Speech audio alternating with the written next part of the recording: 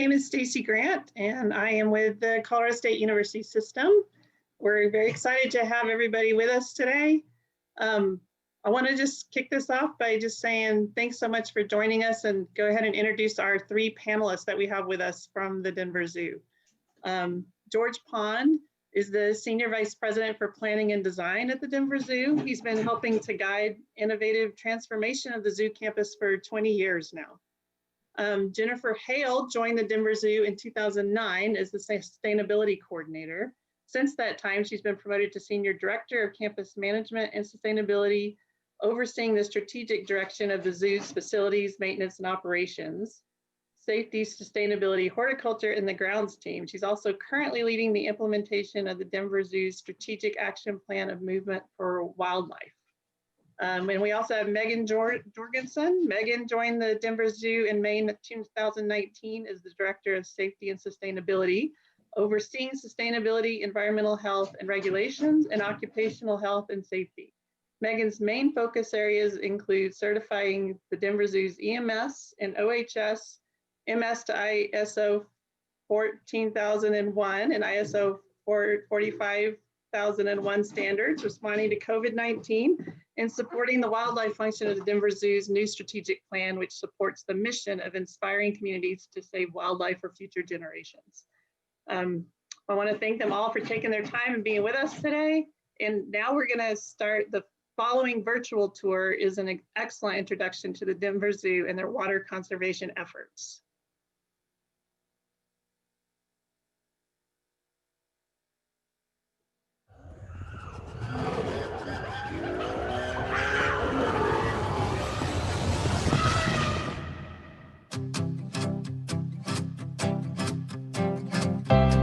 The time for you to join us is now, because animals need our help more than ever before. As Denver's oldest and most passionate advocate for the natural world, our commitment to wildlife conservation dates back to 1914, when we helped establish an American bison herd here in Colorado. And it continues today, with compassion for all animals and a renewed dedication to protecting and saving wildlife. From our beautiful 80-acre campus to the most remote corners of the globe, our mission, inspiring communities to save wildlife for future generations, starts right here with our 400 employees and our 600 volunteers, who engage with and educate nearly 2 million guests each year. Water is an extremely important component of our operations here at Denver Zoo. It is vital to the health and well-being of our over 3,000 animals. It supports operations such as horticulture or concessions, and it also helps to provide a clean and healthy experience for our employees and our guests. And aside from what happens here on our 80-acre campus, we all know that water is essential for all life on Earth. Humans, wild animals, and wild places all rely on water. And especially here in Colorado, where we experience extreme droughts and we're upstream from so many other communities, being responsible water stewards is an absolute must. And it's taken a lot of hard work and strategy to get here, but we're really proud to say that since 1999, Denver Zoo has reduced annual water consumption by 70%. That's a cumulative 3.77 billion gallons of water saved. And we're not done. The future is even more conservation. We have a goal by 2025 to reduce water consumption once again by 50%. That means we will have to remove 72 million gallons of water from our operations annually. So in order for us to reach that additional 50% water goal, we're going to be continue to implement some water conservation strategies here on campus.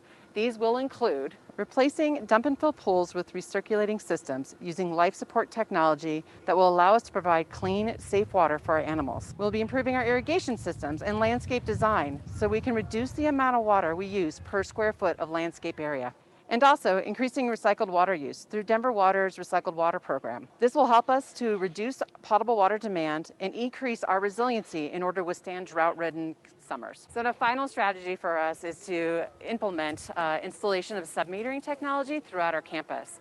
This will allow us to proactively address leaks in a lot of our aging infrastructure, but it also will provide us data so that we can start creating water intensity targets, so I know how much water is being used per guest, per staff, and even per sea lion. This strategy is really going to help us get down to the specific details for us to reduce our water by 50%. And since water conservation isn't enough, we focus on water quality as well. We go above and beyond state and federal regulations through our robust processes and training programs that empower our employees to actively protect stormwater from any potential pollutants or contaminants from our operations. These strategies also include the design of stormwater detention systems, simply picking up waste and debris around campus, and also analyzing our chemical use. And we truly believe that so many of these successes are due to the passion of both our employees and Denver Zoo as an organization in protecting and preserving our precious Colorado waterways.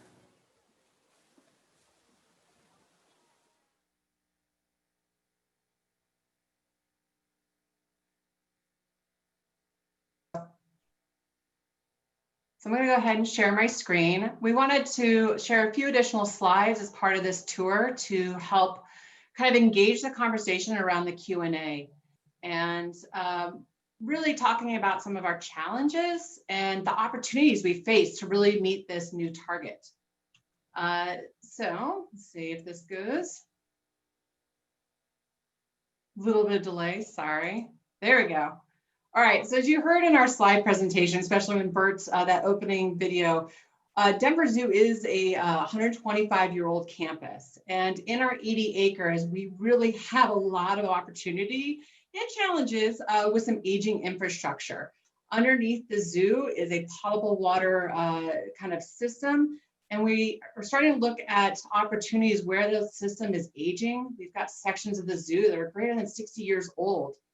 But it only starts with our underground infrastructure and utilities. We're also looking at our systems above ground and those equipment, and where can we start making repair and retrofit systems to continue providing exceptional care.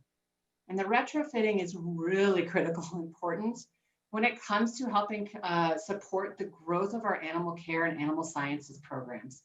The picture on the screen that you see there is our loving male elephant bachelor group, or we call them the Amaze Bulls.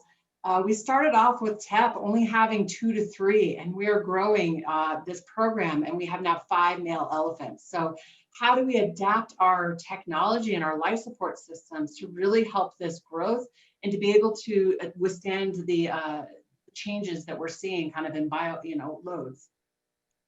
In addition, and George Pond is joining us, as you heard, with our design and campus kind of future of our campus. But where do we look at opportunities to design not only to support our animal care programs and providing exceptional animal care for our collection, but looking at resiliency and then responsible water use. So where can we bring in adaptive uses of recycled water?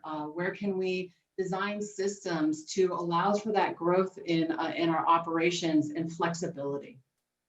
In addition, now Megan is going to share kind of our call to action, the opportunity we have to work with partners. Yeah, and as Jen said, and as we noted in the video, of course, we cannot do this alone. The progress over the last 20 plus years and any future progress is going to take our entire community to help continue these efforts.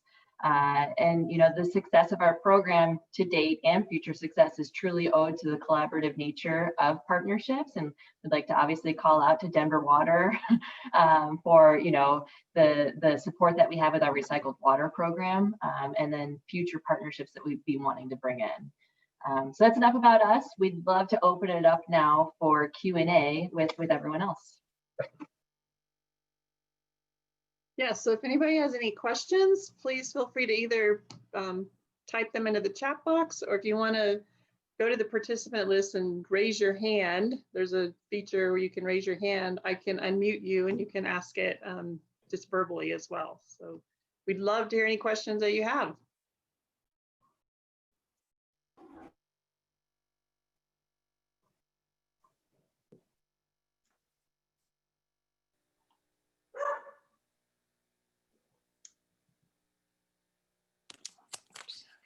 So I think one of the questions that we might have is what percentage of water on campus is recycled, and how would you like to see that grow in the coming years?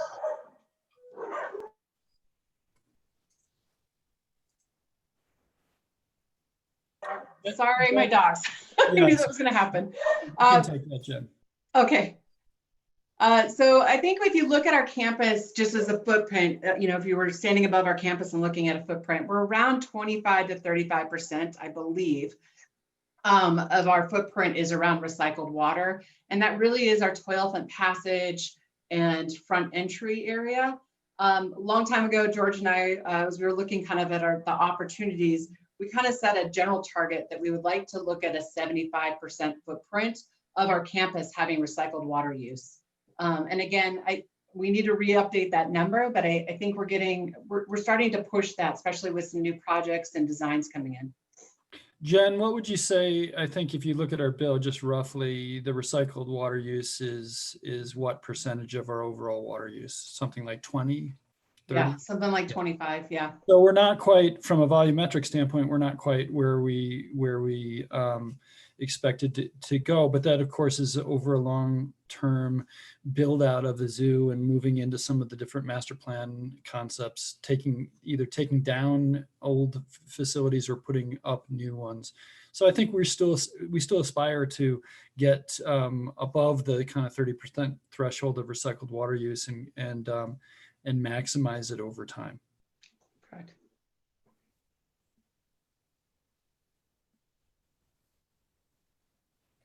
There's a question in the chat about, could you tell us about Frog Creek as partners? Yeah, I can absolutely take that one. Really exciting opportunity to work with Frog Creek partners. They were implementing some work in city and county in Denver to improve stormwater quality. And as Megan had said, not only is conservation a big opportunity for us, but also water quality. So we're working closely with them on opportunities to install their stormwater catch basin systems. Right now we installed, I believe, 5 total units in our main entry to capture waste, stormwater runoff that comes to our parking lot and then enters into the zoo. And the picture was in the slide presentation is a system they designed for our zebra moat. They did some creative little zebra patterns in there, but an opportunity for us to really capture any sediments that may come in from our stormwater and trash, as I said, the parking lot. So we can send out into the South Platte cleaner, healthier water to the system. So the next question is, how do you tell the big picture story of water conservation to your guests and connect that to your mission of protecting wildlife?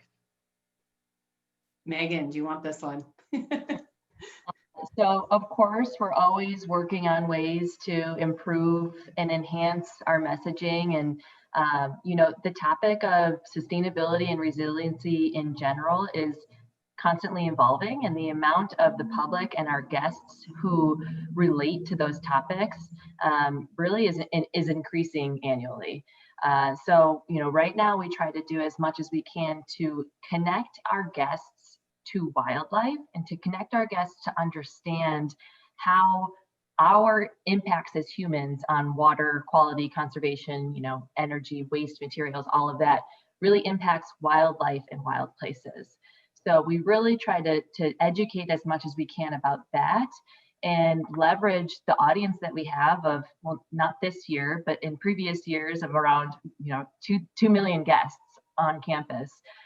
That's an incredible audience. We have a great opportunity to be able to really leverage that connection. And it's corny because of our mission, but inspire our communities to save this wildlife for future generations. So again, human impact, what are the direct threats to certain species or landscapes or habitats, and what can humans do to improve that? And we actually have information on our website as well, so it's not just people on campus, but people that are digitally connected as well.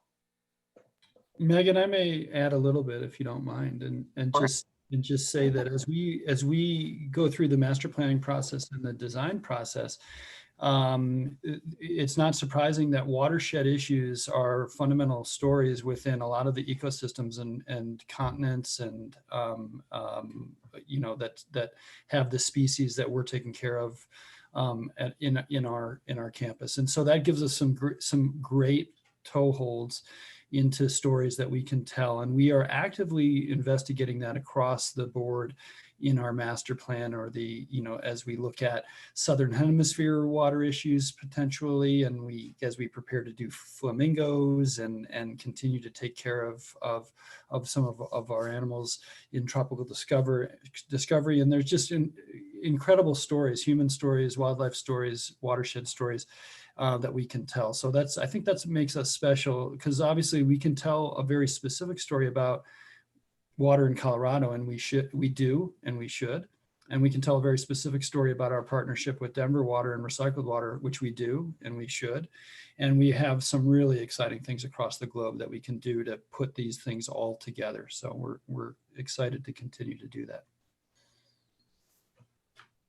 Exciting stuff. So Matt has a question about, with water reuse restrictions in the state, to what extent is the Denver Zoo limited in how much you're able to collect and reuse? I think I can start this and then hand it off to George from a design aspect. But like many of our operations kind of in the Colorado area, there is kind of those restrictions that we have to work around. But we're really looking towards partners like Denver Water and other organizations, CSU, to understand where that innovation opportunity is for us to kind of push on those restrictions and identify solutions that really kind of think about bigger picture water conservation for our communities and for all the things that we do here in Colorado that are important to us. I know, George, we've met with NREL and Denver Water and other groups, and George can kind of share some of the ideas that we've been playing around with about how can we use water in a more resilient way on our campus. Mm-hmm. No, I think that's right. I think that's good. Okay. A lot of opportunities. Yeah, and I will just make the clarification that when we say recycled water, we're more specifically referring to a product that Denver Water provides us through an infrastructure that we invest in our campus to create a redundant or a separate system for recycled water. As it relates to reuse or capture of water and trying to reuse it, and I think the question starts to delve into that.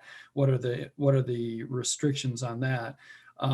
We haven't done as much of that on our campus. Look forward to doing that as a part of our resiliency. But really, what we've been talking about when we say recycled water, we're taking a product that Denver Water is producing and then extending that infrastructure strategically through our campus. So to follow up on that, what steps do you take to ensure animal safety when you're using recycled water? Well, I'll start from the very beginning and then let Jen and Megan maybe fill in. When we started this maybe 19 years ago, the first steps were literally talking to the animal department and the veterinary medicine departments and the experts that we have internally, looking at how that as, the care of animals and how that water would work. And so we've been very methodical about that from the very beginning, about having an open conversation. And again, with a very strong partnership with Denver Water, being able to take water chemistry data and really put that in front of our stakeholders and make sure that we are understanding how to, what we can do, and how we can be safe, both for our staff and for animals. Jen, I'll let you add to that. Yeah, I think it's important too, as part of those programs, all of our animals have access to potable water. And that is part of, as George said, the design is how do we design those systems that they have access all day long to potable water resources. And then where's those opportunities to use recycled water in a safe way. And the product we get from Denver Water is the highest quality recycled water out there. So it's a really exciting opportunity for us in our community compared to peer organizations we see out in the other zoos and aquariums. So Linda, I'd like to ask, what compelled you in 1999 to start this ambitious program of water conservation? Well, I'll start. Yeah.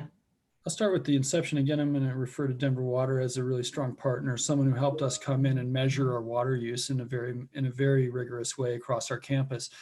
And so if I was to be answering directly what inspired us or what was the inception of this, it was that we used a lot of water. We were using something like 320 million gallons of water on an annual basis in '99. And, you know, it's to be fair, a lot of it was waste.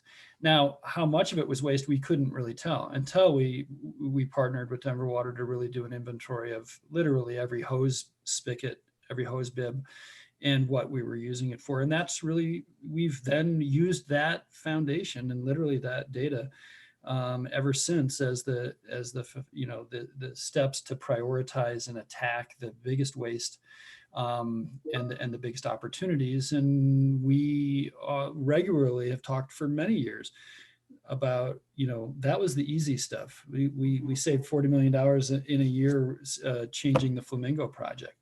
After a while, those things don't, you can't find $40 million chunks, and you're starting to look at much more nuanced operational changes across the campus, and that's what we've been doing.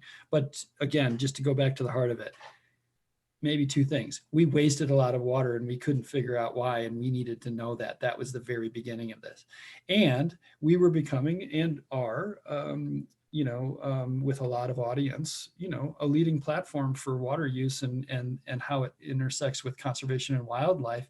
And we were not really demonstrating that in our operations, right? We were not demonstrating a conservation ethic and an operational responsibility to that. Not because we didn't care, but because we just didn't put the energy into it.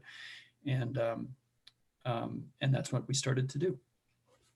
I think, George, to add to that too, is the we part. And it really started with the passion of our organization and our team. So it was like this groundswell of grassroots efforts and finding key leadership members in the organization that started asking those questions and saying, how can we better walk the talk? How can we really support operationally our passion and mission around conservation? And so I think to add to George's thing is that's what excites me about Denver Zoo is just the passion and dedication of our teams to ask the right questions and find solutions to improve our performance. We have a follow-up question. What were some of the areas where you found a lot of water waste? Yeah, everywhere. All aging. Yeah, I mean, there was a bunch of leaks that we were unaware of, first of all. I don't think that's probably surprising in an aging campus like that, but that's a really big one where you realize, oh my gosh, we've got some gaps and those are leaks and we got to go chase those down, and we did. And then you have places like Flamingo Pond that was running, I don't know, something like 200 gallons a minute, 24/7. Like, it's just like, what? Like what, and it was just an old habit, and that spigot, by the way, that big 2-inch thing was like in the woods, like people, you didn't see it every day. So, all of a sudden it becomes a blind spot operationally for us. So there was several, I would tell you the bird department, interestingly enough, kind of jumped off the page when we did that 99 audit. Like we had a bunch of operations that were taking care of birds, sometimes waterfowl, but sometimes not waterfowl, that used a tremendous amount of water, and flamingo was one of them. But that was just, and I say 40 million gallons a year for flamingo, and that should sound like a lot, but there was a couple of others in the bird department that were of the similar magnitude, $20 to $40 million a year of constantly running water. This has been so interesting. I know for me, I hope for our participants as well. We might have time for one more quick question if anybody has a burning question they want to ask. Otherwise, we're going to end this. And if you are interested in joining the Denver Water Tour, it starts right at 11, and you should have received the link for that in your emails. So that's a separate link from this one. I want to thank everyone for joining us today, and especially thank Jen and Megan and George for your time and just all the great information. CSU system and the Denver Zoo has a wonderful partnership that we really value. And so thank you so much for being with us today. Absolutely. Thank you for having us. Thanks.